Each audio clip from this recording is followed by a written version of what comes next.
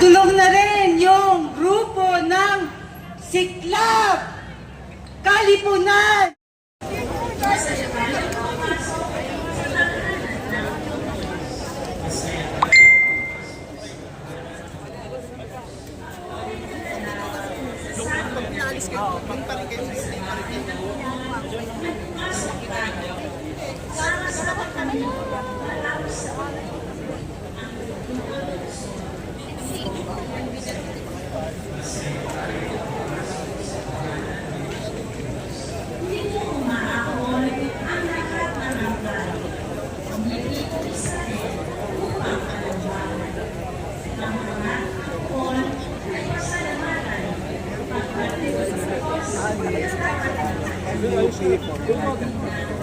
Nandito po tayo kasi kaisa po tayo ng taong bayan.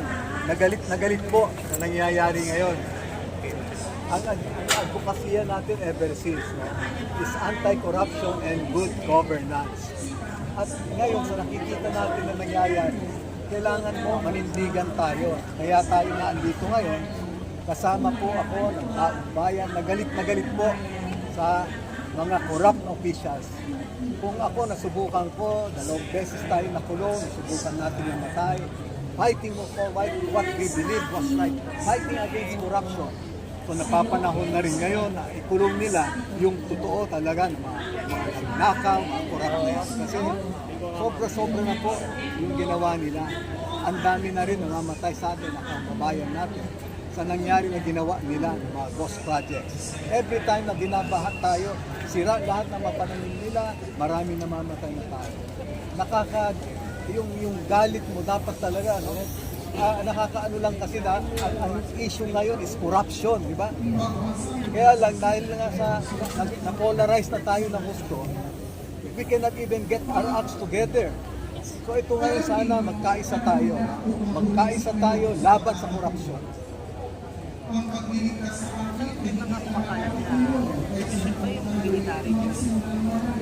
Sa akin, no, every time na pinag-uusapan yan, pagkausap ko yung mga junior officers, nilalapitan naman tayo. Sabi nila, sir, every time we see you on TV, we hear your interviews. Very subtle yung message ninyo na you have learned your lesson. Totoo naman, no? Kaya nga ang advice ko, sabi ko, kung hindi rin lang tayo buo sa armed forces, forget it. Because the animosity that was created from soldiers fighting each other took many years to heal. So sa akin ngayon, ayaw na natin ng extra-constitutional na means para mapalitan yung isang ang pakiusap ko lang sa gobyerno natin ngayon, panagutin lahat ng nagnakaw at bilisan lang nila. Magpakulong kaagad sila ng malaking isda. Tama. Yun lang naman. Yun lang ang pakiusap ko, bilisan lang, mag-imbestiga para may makulong at may makanagot pa sa nangyari. Ano bang mensahe niyo sa pamahalaan? Ayan, ang mensahe ko nga, bilisan nila yung pag-imbista, pagkulong ba ng mga dapat na ikulong. Ito, panagutin nila lahat ng mga nagnakaw na ganyan, na mga gumawa ng mga ghost projects na yan. Pati yung mga politiko na involved, dapat wala silang sasantuhin.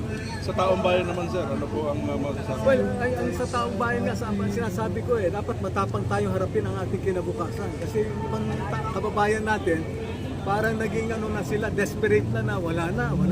No, may pag-asa pa tayo. No, dapat matapang nating harapin ang ating kinabukasan. The President is saying, sunod-sunod na po yung pagharap ni Presidente sa military. Simula kahapon, tapos bukas, meron din po sa mga susunod. Hindi po ba ito parang checking the ranks ng Presidente?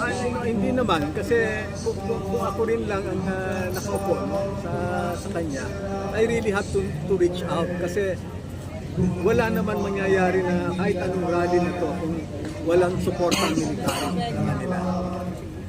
So aminin natin, EDSA 1, 2, and even EDSA 3. Di ba military rin naman yung nag-ano eh. So ano yan, he has to reach out. So, last time, ano po case na assess nyo? Mapanagot nakikita niyo? Ako, ang nakikita ko, di ba, pag na-interview nga tayo, we're just waiting for the tipping point. And what is that? Pagka nagkaisa tayo, no? Kasi ngayon, masyado tayo na-polarize eh. Pag nagkaisa tayo at nakita yan, no, ng taong bayan, lalo na yung mga men in uniform. Kasi ngayon sabi nila, is it worth taking the risk?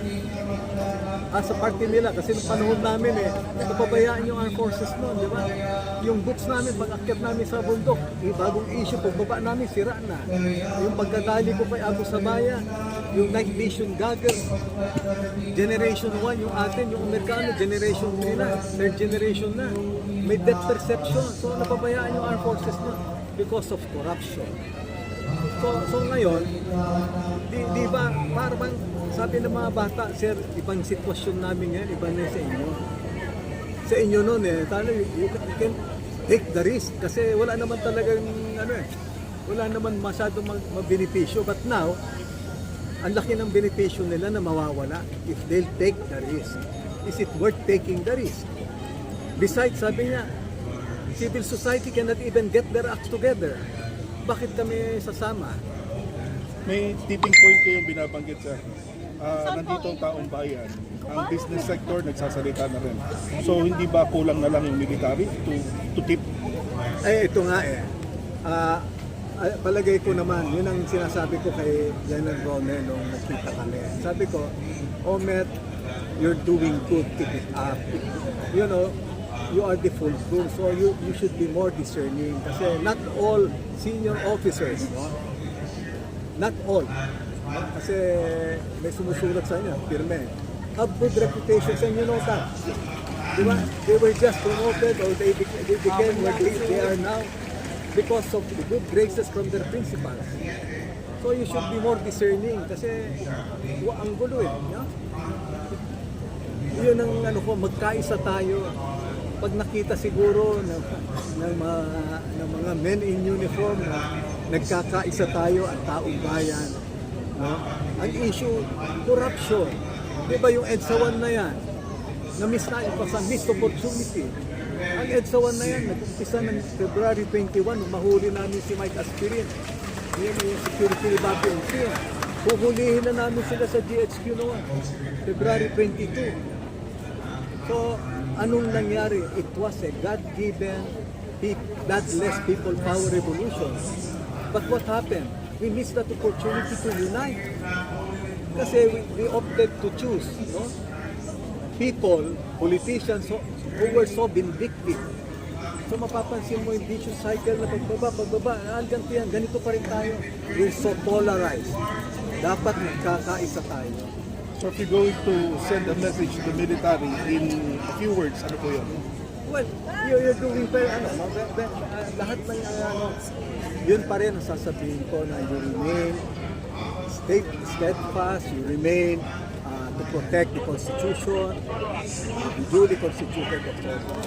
Thank you very much. Thank you, sir. Thank you.